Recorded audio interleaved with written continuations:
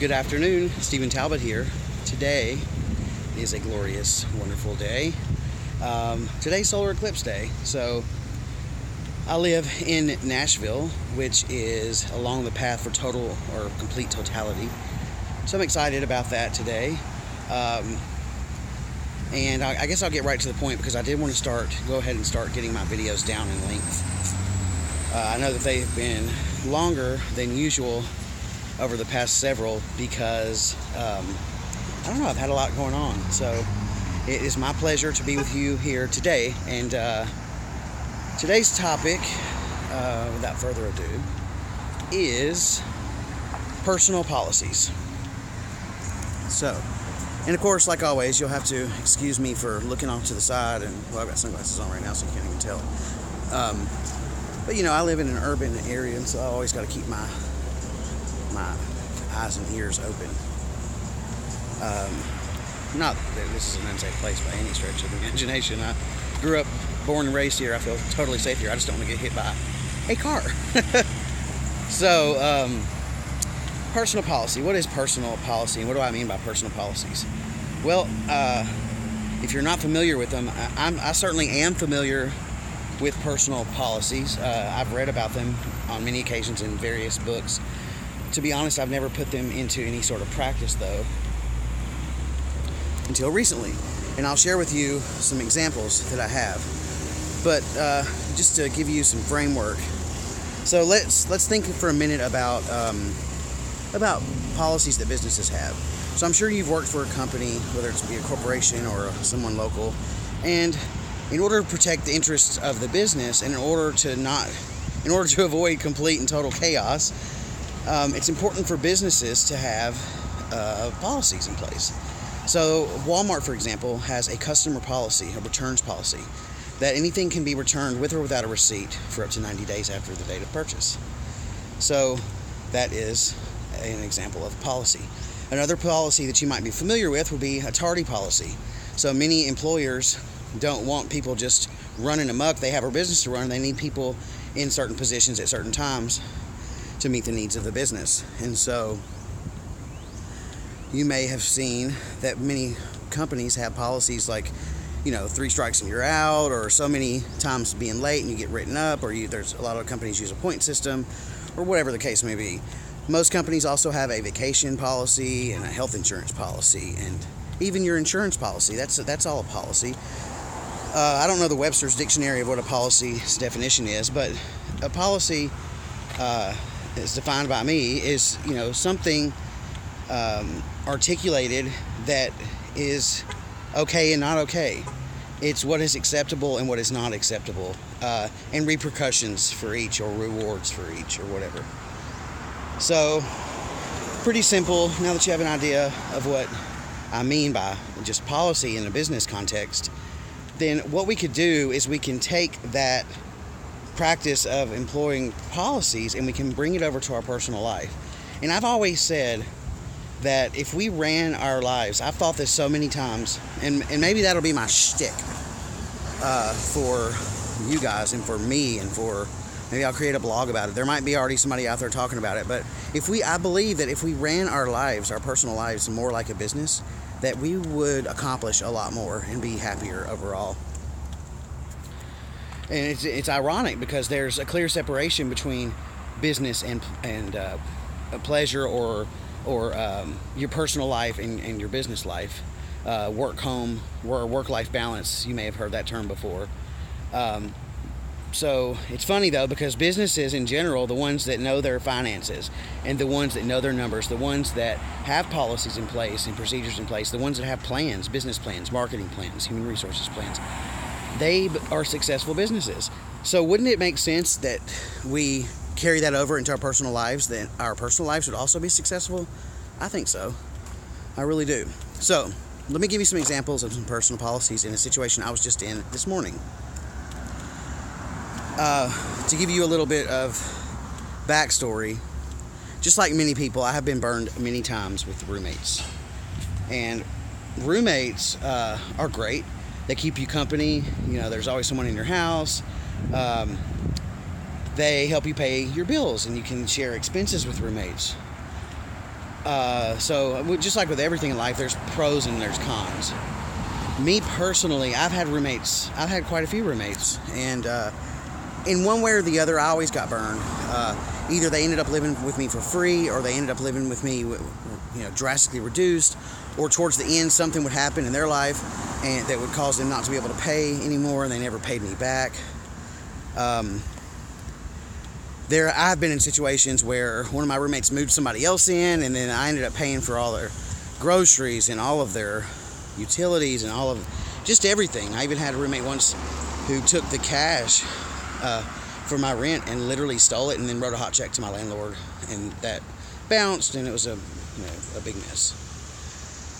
So it made sense for me to implement a policy, a personal policy about roommates. My personal policy: no roommates. It's that simple.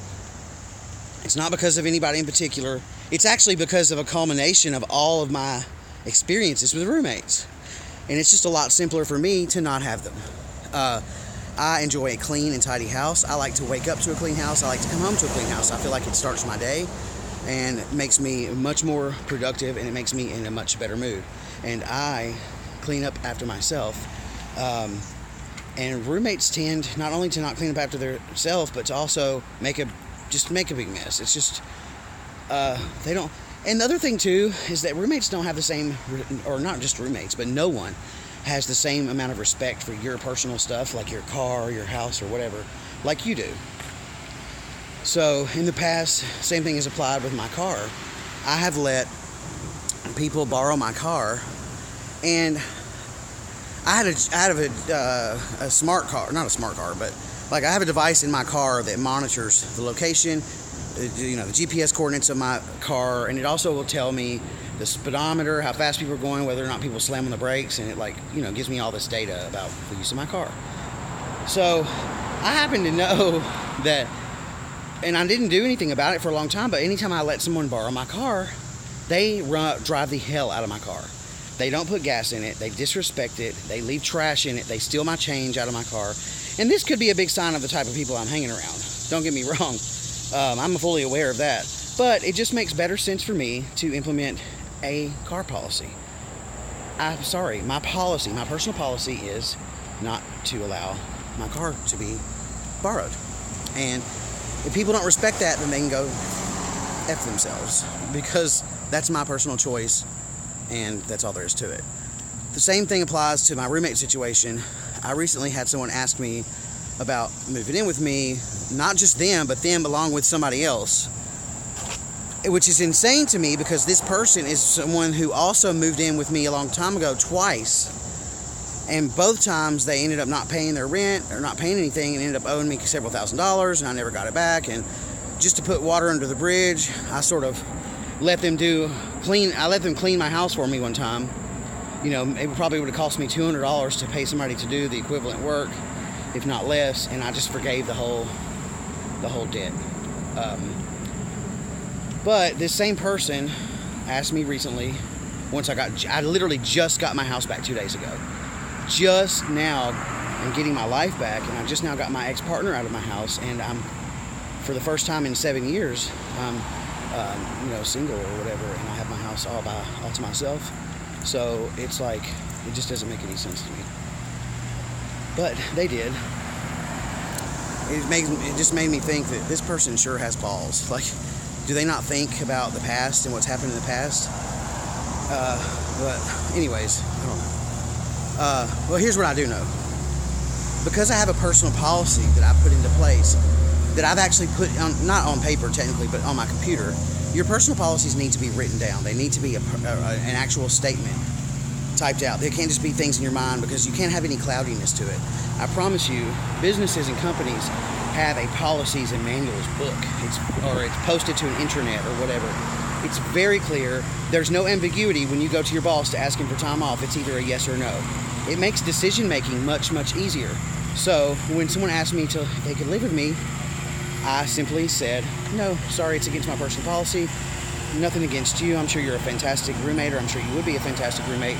But my personal policy, based on my past experiences, is no roommates. So, they can't argue with you about it, right? I mean, it's your personal policy. So, and if they don't like it, like I said before, they can go themselves. Some other examples. God, I said I was going to keep this video short, and here I am at 10 minutes. I'm sure you get the point. Some other quick examples. I used to think it was so immature that girls in high school kept, like, you know, would literally make checklists of what their perfect boyfriend looks like, or not looks like, what their perfect boyfriend looks like in terms of, you know, in terms of qualities and characteristics. And I used to think that was so immature. I really did. But the older that I get, the more, and I used to be a little bit foo-foo, and now I'm a little bit jaded. Maybe that has something to do with it. But I used to think, you know, love is love, and it doesn't matter, you know, love is going to do its thing, and love prevails, and love always wins in the end, and all that. That's a crock of shit. Being in love is the easiest part of a relationship. The love part comes without any effort at all. The love part is chemicals in your brain taking over your brain and sending you all these signals that you're in love, and you sort of forget.